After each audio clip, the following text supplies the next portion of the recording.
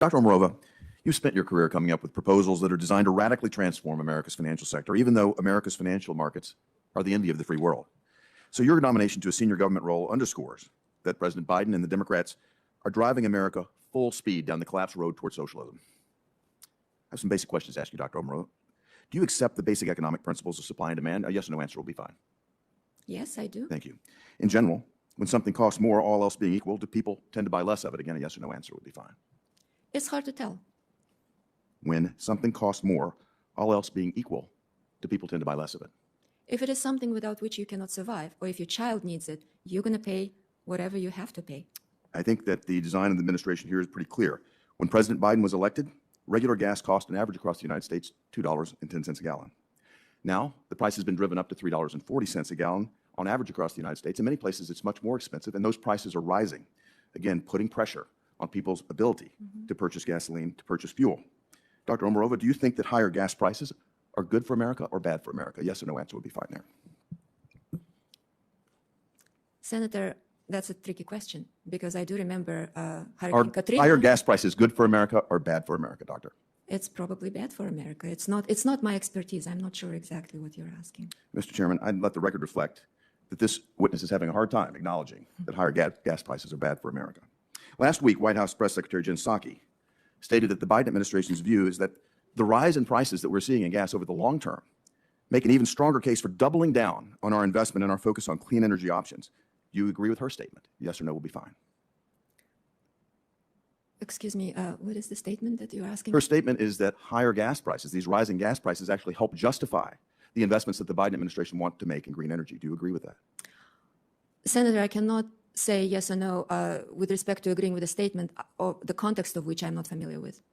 Well, let me say this, that many folks that are advocates, as you seem to be, of the green energy program that we're talking about, suggest that higher gas prices do support the cost justification for green investment.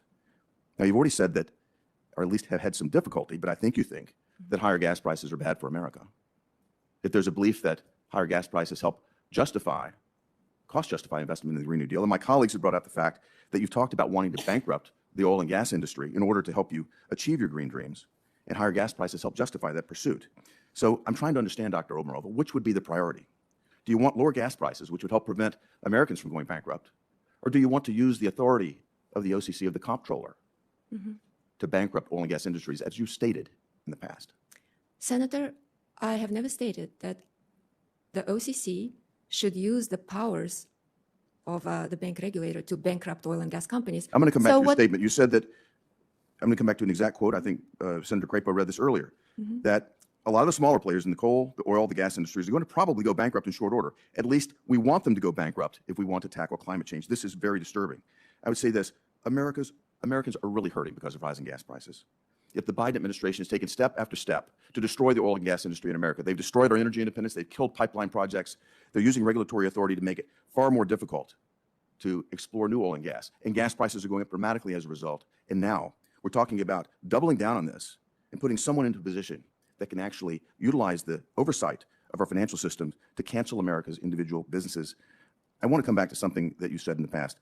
In a May interview, you were asked, how do you stop carbon financing? How do you make sure that existing financial systems and private asset managers don't continue to lend to carbon activities? How do you not have carbon financing leakages? That was the question that was put to you, Doctor. Did you answer, and I quote, I completely agree with you. The way we get basically rid of those carbon financiers is that we starve them of their sources of capital.